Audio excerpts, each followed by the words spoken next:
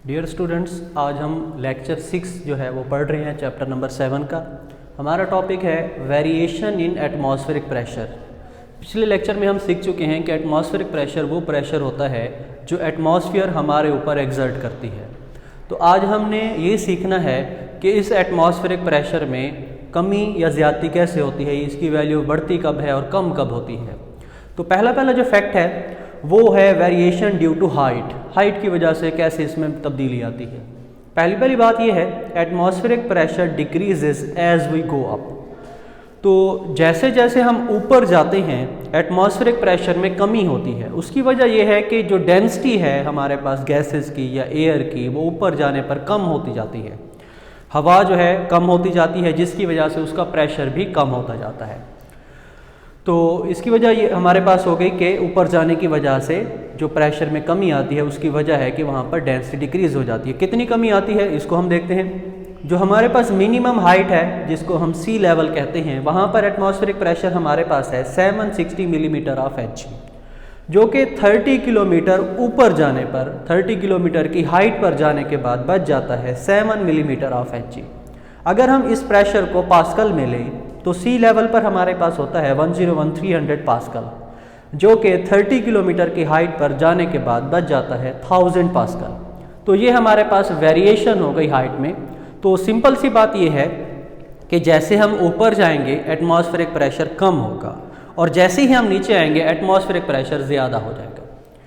इसके अलावा on A hot day temperature के साथ इसका ताल्लुक देखते हैं कि जब हमारे पास कोई गर्म दिन होगा, उस दिन क्या होगा, air above earth becomes hot and expends. तो हमारी जो एयर है गर्म दिन को वो गर्म हो जाती है, एक्सपेंड हो जाती है, ऊपर चली जाती है। This causes a fall in atmospheric pressure. तो गर्मी की वजह से गर्म दिन को हमारे पास एटमॉस्फेरिक प्रेशर कम हो जाता है। दूसरी तरफ ऑन ए कोल्ड नाइट, सर्द रात को क्या होता है, air above the earth cools down, this causes increase in atmospheric pressure. तो सर्द रात को हमारे पास जो एयर है वो कूल हो जाती है, जिसकी वजह से एटमॉस्फेरिक प्रेशर बढ़ जाता है। तो ये हमारे पास हाइट की वजह से हो गया, और ये हमारे पास टेम्परेचर की वजह से हो गया। तो उसके बाद हम देखते हैं कि एटमॉस्फेरिक प्रेशर कम या ज़्यादा होने से क्या फ़र्क होता है। पहले हमारे पास है डिक्रीजिंग एटमॉस्फेरिक प्रेशर। अगर हमारे पास ग्रेजुअल डिक्रीज हो, आहिस्ता आहिस्ता एटमॉस्फेरिक प्रेशर कम हो, तो उसकी वजह से हमारे पास हवा चल सकती है, बारिश हो सकती है। अगर हमारे पास सडन डिक्रीज हो, रैपिड डिक्रीज हो, बहुत तेज़ी से एटमॉस्फेरिक प्रेशर डिक्रीज हो, तो हमारे पास स्टॉर्म, टाइफोन एंड रेन यानी कि आंधी तूफान की कंडीशंस जो है वो पैदा होती हैं बहुत जल्द, यानी कि बहुत तेज़ी से अगर एटमॉस्फेरिक प्रेशर कम हो। अगर एटमॉस्फेरिक प्रेशर इंक्रीज हो तो उसका क्या इफेक्ट होता है। Gradual increase, Aahista Aahista increase होने से हमारे पास एक जो है अच्छा हमारे पास मौसम हो जाता है। अगर मौसम तेज़ी से यानी कि एटमॉस्फेरिक प्रेशर हमारे पास तेज़ी से इंक्रीज हो तो उसकी वजह से भी बैड वेदर होता है। दोनों में यही बात साबित हो रही है कि अगर आहिस्ता आहिस्ता एटमॉस्फेरिक प्रेशर कम हो या ज़्यादा हो तो उससे कोई ख़ास फ़र्क नहीं पड़ता, या मौसम खुशगवार हो जाता है। अगर तेज़ी से इंक्रीज़ हो या तेज़ी से डिक्रीज़ हो तो उसकी वजह से आंधी और तूफान इस तरह के हालात पैदा होते हैं। उसके बाद हमारे पास लॉन्ग क्वेश्चन है, ये इंपॉर्टेंट लॉन्ग क्वेश्चन है हमारे पास, प्रेशर इन लिक्विड्स।